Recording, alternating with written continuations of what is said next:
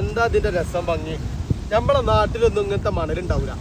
ജീവിതത്തിൽ കാണണം, എൻജോയ് ചെയ്യണം ആഗ്രഹിക്കും. പഞ്ചസാര പോലെ അല്ലേ? പഞ്ചസാര പോലെ ജീവിതത്തിൽ എൻജോയ് ചെയ്യണം എന്നുള്ളവര് ഇവിടൊക്കെ ഒരു പ്രാവശ്യമെങ്കിലും ഒന്ന് വന്നിട്ട് എൻജോയ് ചെയ്യണം. എനിക്കിപ്പോ എങ്ങനെ ലക്ഷദ്വീപിനെ പറ്റി എന്താണ്? ലക്ഷദ്വീപിലെ ജനങ്ങൾ എന്ന് പറഞ്ഞാ പക്കാണ്. അവര് സോഫ്റ്റ്. നമ്മളെ നാട്ടിലെ പോലെ ഒന്നും അല്ല കേട്ടോ. നമ്മളെ നാട്ടില് മോശക്കാരെന്നല്ല, പക്ഷെ നമ്മളെ നാട്ടില് കുറച്ച് റഫായിട്ടാണ് എല്ലാരും പെരുമാറുക. പക്ഷെ എല്ലാരും ഇല്ല, ചില ആൾക്കാർ കേട്ടോ.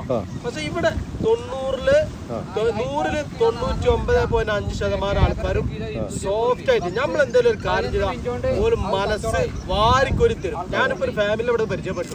ഒരു ലേഡീസ് 2-3 ഒരു പ്രായമുള്ള ആൾക്കാരാണ്. അപ്പൊ അവരെന്നോട് പറഞ്ഞെന്താ വെച്ചാല് ഞങ്ങൾക്ക് ഇവിടെ തരാനുള്ളത് സ്നേഹം മാത്രമേ ഉള്ളൂ. ഞങ്ങൾക്ക് തരാനുള്ളത് സ്നേഹം മാത്രമേ ഉള്ളൂ അവര് പറഞ്ഞത്. അത്രയും ശാന്ത സുന്ദരമായ ഒരു സ്ഥലം, ജീവിതത്തിൽ എൻജോയ് ചെയ്യണമെന്ന് ആഗ്രഹിക്കുന്നവര് ലക്ഷദ്വീപ് എന്ന സ്ഥലത്തില് അഗത്തി, കവരത്തി, ഇങ്ങനെ 3-4 ദ്വീപുണ്ട്. ആ സ്ഥലങ്ങളിൽ വന്നിട്ട് ഈ അഗത്തി, കവരത്തി ഭയങ്കര രസമാണ്. മറ്റുള്ളവർക്ക് ഞങ്ങൾ എത്തുന്നുള്ളൂ. അടുത്ത കാര്യങ്ങൾ നമുക്ക് നിൽക്കുന്ന ബീച്ചിന്റെ പേരെന്താണ്? ഈ ബീച്ചിന്റെ പേരാണ് ഉസ്താദ് ബീച്ച്. ചെറിയൊരു ബീച്ചാണെങ്കിലും കൂടിയിട്ട് ചെറിയ ബീച്ചാ, നല്ല വൈബാണ്. ഇതൊക്കെ വരല എങ്ങനെ വെച്ചാൽ നമ്മള് വരുന്ന ഹെലിപ്പാഡിന്റെ അടുത്ത്, പിന്നെ സബ് ജയിൽ എന്ന് പറയുന്നത് സബ് ജയിലിന്റെ ആവശ്യമില്ല, പക്ഷെ നമ്മളെ കേന്ദ്ര സർക്കാർ കൊണ്ടുവന്നൊരു പദ്ധതിയാണ് സബ് ജയില്. ആ സബ് ജയിലിന്റെ അടുത്ത് ഒരു ഉസ്താദ് ബീച്ചാണ്, ചെറിയൊരു ബീച്ചാണ്. ഭയങ്കര രസം. നോക്കി കൊടുത്ത മണലിന്റെ പ്രത്യേകത ഇതുണ്ടാ, പഞ്ചസാരന്റെ പോലെ. എന്ത് രസം. അപ്പൊ റസാക്കെ ഇവിടെ ഇനിയിപ്പോ ഒരു 2-4 ദിവസം വൈകിയാലും എനിക്ക് എന്താണ് എന്റെ അഭിപ്രായം? എനിക്ക് സന്തോഷമുള്ളൂ. ഞാൻ ഒരു മാസം ഞാൻ ഫ്രീ ആണെന്നില്ല, ഒരു മാസം ഇവിടെ നിന്നിട്ട് പോകാൻ ആഗ്രഹിക്കുന്നു. പക്ഷെ നമ്മളെ ബിസിനസ്സും കാര്യങ്ങളും നമ്മളെ കച്ചവടവും കാര്യങ്ങളൊക്കെ ആയതുകൊണ്ട് നമുക്ക് അത്രയും നിൽക്കാൻ താല്പര്യം ഉണ്ട്, പക്ഷെ നമ്മളെ സമ്മതിക്കുന്നില്ല. അതാണ് സംഭവം. പക്ഷെ നമ്മൾ വേറെ എവിടെ ചെന്നാലും നമുക്ക് പിന്നെ 2 ദിവസം വൈകി കഴിഞ്ഞാൽ നമുക്ക് ഭയങ്കര ബേജാറാണ്. നമുക്ക് നിൽക്കാൻ താല്പര്യമില്ലാത്ത കാരണം എന്താ വെച്ചാൽ അവിടുത്തെ വൈബ് കുറവാണ്. ഇവിടെ അങ്ങനെയല്ല. ഇവിടെ ഇവിടെ കാണുന്ന സ്ഥലങ്ങളെക്കാളും വലുത് ഇവിടുത്തെ ജനങ്ങളെ മനസ്സാ. സന്തോഷം ഭയങ്കര. നമ്മള് പിന്നെ അവരോട് സംസാരിക്കുമ്പോ അവരെന്ത് ചെയ്യുന്നോ സ്നേഹം വാരിക്കൊരി തരിക. അവര് പറയാണ് ഞങ്ങളടുത്ത് തരാൻ സ്നേഹം മാത്രമേ ഉള്ളൂ.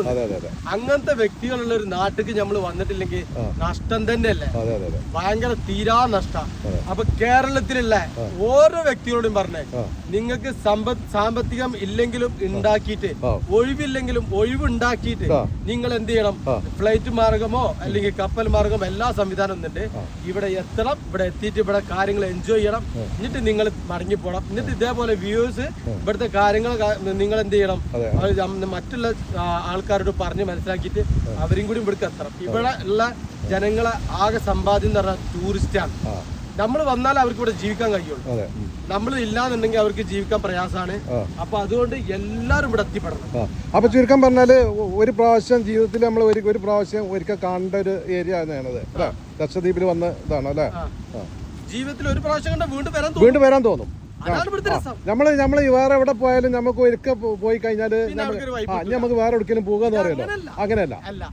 ഇവിടേക്ക് നമ്മൾ ഒരു പ്രാവശ്യം വന്നാൽ ഇപ്പൊ എന്നെ സംബന്ധിച്ചിടത്തോളം ഞാൻ പറയാണ്, എനിക്ക് ഇനിയും ഇവിടേക്ക് വരാൻ ആഗ്രഹമുണ്ട്. ഞാൻ ഇനി എന്റെ ഫാമിലിയായിട്ടാണ് വരാൻ താല്പര്യപ്പെടുന്നത്. അത് ഞാൻ ഒറ്റയ്ക്ക് വരുന്ന ഇവിടുത്തെ സാഹചര്യങ്ങളൊക്കെ ഒന്ന് മനസ്സിലാക്കി ഇവിടുത്തെ എന്തൊക്കെയാ ഇവിടുത്തെ കാര്യങ്ങൾ എന്നുള്ളത് ഒന്ന് നമ്മൾ അറിയണല്ലോ ആദ്യം. അത് അറിഞ്ഞിട്ട് വേണല്ലോ നമുക്ക് എന്ത് ചെയ്യണം, ഫാമിലിനെ കൊണ്ടുവരാൻ. അപ്പൊ ഫാമിലിയായിട്ട് വരാൻ ബെസ്റ്റ് സ്ഥലം രാത്രി 2 മണി 3 മണി 4 മണിക്ക് ലേഡീസിന് ഈ കടപ്പുറത്ത് അഥവാ ഈ തീരദേശ മേഖലയിൽ ഒറ്റയ്ക്കിരുന്ന് ഒരു ശല്യം എന്ന് പറഞ്ഞ സാധനം ഇല്ലാത്തൊരു ബീച്ച് ഉണ്ടെങ്കിൽ അത് കവരത്തി ബീച്ചാണ്. വേറൊന്നും കൂടി ഉണ്ട് ഇതില്. നമ്മള് എന്താ വെച്ചാൽ ഒരു ജന്തുക്കള് ഈ ദ്വീപിൽ തന്നെ അല്ലെ, ഒരു ജന്തുക്കള് വിഷം നൽകുന്ന ഒരു ജന്തുക്കളും ഈ ദ്വീപിലില്ല. പാമ്പായിക്കോട്ടെ വേറെ എന്തായിക്കോട്ടെ, നമ്മളെ ജീവന ഭീഷണിയുള്ള ഒരു സാധനം ഈ ബീച്ചിലുമില്ല, ഈ ദ്വീപിലുമില്ല. അത് അകത്തിയിലുമില്ല, ഇവിടെയില്ല, കവരത്തിയിലുമില്ല. അതാണ് ഈ ദ്വീപിന്റെ പ്രത്യേകത. ഇത്ര എനിക്ക് ഇതിൽ പറയാനുള്ളൂ.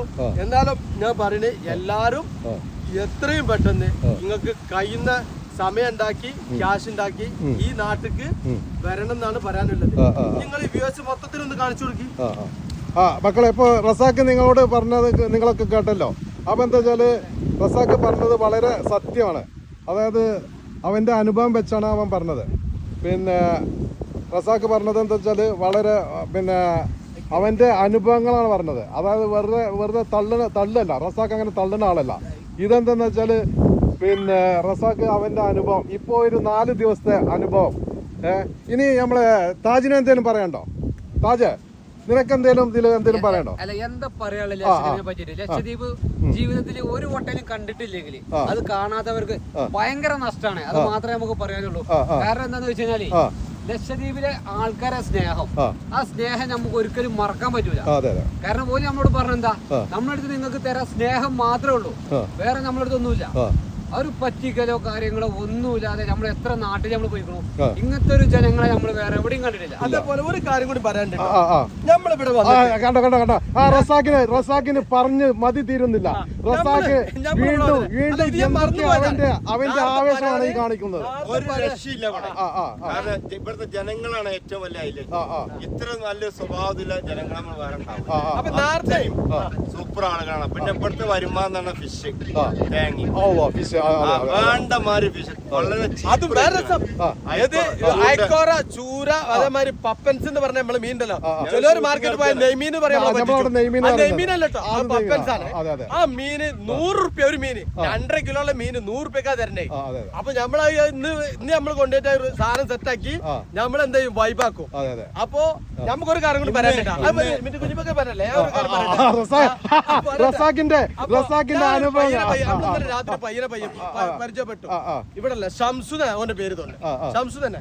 അവനോട് നമ്മൾ സംസാരിച്ചു. അപ്പൊ അവനോട് പറഞ്ഞു നമ്മള് ഒരു വണ്ടി നമുക്ക് സംഘടിപ്പിച്ചായിരുന്നാണ്. ഓൻ ഒരുപാട് ആൾക്കാരോട് സംസാരിച്ചു. ആരടുത്തും വണ്ടിയില്ല. കാരണം ഇവിടെ നമ്മൾ ഈ ദ്വീപിന്റെ തലസ്ഥാനം എന്ന് പറഞ്ഞത് കവരത്തിയാണ്. അപ്പൊ അതുകൊണ്ട് പല പേപ്പേഴ്സും കാര്യങ്ങളൊക്കെ ശരിയാക്കാൻ പഞ്ചായത്തും ജില്ലാ പഞ്ചായത്തും ജഡ്ജിയും പിന്നെ കോടതിയൊക്കെ ഇവിടെ തന്നെയാണ്. അപ്പൊ അതിനു വേണ്ടിട്ട് വരുമ്പോ ഈ പിന്നെ വണ്ടികളൊക്കെ ഫുള്ളാ. അപ്പൊ അവൻ എന്താ എന്നോട് പറഞ്ഞറിയോ, നിങ്ങൾ എന്റെ വണ്ടി കൊണ്ടേക്കോളി. അവന് ചാവിടി തന്നിട്ട് ഒരു പരിചയമില്ല. 1 മണിക്കൂറത്തെ സംസാരത്തിന്റെ അടിയില് അവൻ ആ വണ്ടി എനിക്ക് വിട്ടുന്നു. ഇന്ന് ഞാൻ ഈ വണ്ടിയുടെ കറങ്ങണേ. അപ്പൊ ആ മനുഷ്യന്റെ മനസ്സിൽ നോക്കാം. അതാണ് ഓല് പറഞ്ഞത്, ഞങ്ങൾക്ക് തരാനുള്ള സ്നേഹം മാത്രമേ ഉള്ളൂ. അതുകൊണ്ടാണ് ഞങ്ങൾ പറയുന്നത്, ഈ ദ്വീപ് നിങ്ങൾ നഷ്ടപ്പെടുത്തരുത്, വന്ന് കാണ്, എൻജോയ്. കുഞ്ഞിപ്പാക്ക് പറയാൻ പറഞ്ഞോളി. ഈ ദ്വീപ് ആളുകൾക്ക് ആഫ്യത്തോടുള്ള ആരോഗ്യം ബർക്കത്തും കൊടുക്കട്ടെ. ഇത്ര നല്ലൊരു സ്വഭാവമുള്ള ആൾക്കാർ നമ്മൾ പല സ്ഥലങ്ങളിലും പോയിട്ടുണ്ട്. ഇത്രയും വൃത്തിയുള്ള സ്ഥലം ഇവിടുത്തെ, അതുപോലത്തെ ഇവിടുത്തെ ജനങ്ങളുടെ സ്വഭാവം. എന്തും അത്രയും നമ്മളൊരു പരിചയമില്ലാത്ത ഒരു ദിവസം കൊണ്ട് നമ്മൾ അത്രയും ഒരു സ്നേഹിക്കുന്നുണ്ട്. കാരണം അത്രയും 100ക്ക് 100 വരെ നമുക്ക് വിശ്വസിക്കാം. അപ്പൊ ഒരു വട്ടം ഇവിടെ വരാത്ത ആളുകൾ തീർച്ചയായിട്ടും വന്നോളിയും. നിങ്ങൾക്ക് ഒരിക്കലും നഷ്ടമാവില്ല. ദുനിയാവില് സ്വർഗുണ്ടെന്ന് പറഞ്ഞാൽ അതൊക്കെ ദ്വീപ് തന്നെയാണ്. കാരണം വേണ്ടമാതിരി മീനും ഐറ്റംസും എല്ലാം വളരെ ചീപ്പ് റേറ്റ്. ഐക്കോറൊക്കെ 6-7 കിലോ ഐക്കോറൊക്കെ 10-500 റുപ്യക്കാണ് ഇവിടെ കൊടുക്കുന്നത്. ഓക്കെ.